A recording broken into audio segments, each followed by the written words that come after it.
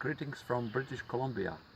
We are not far from little town Squamish that has a lot of tourist attractions around, like waterfalls, hikes, rock climbing, kite surfing, anything, and of course hiking and trailing in the bush.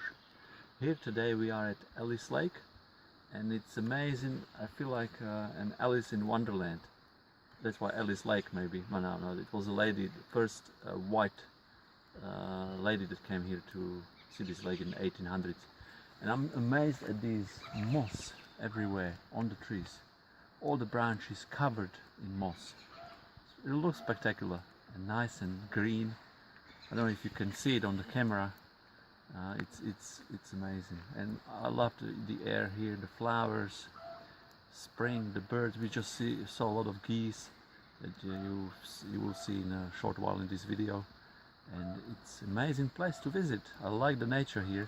It's again slightly different than Alaska, but really beautiful. British Columbia.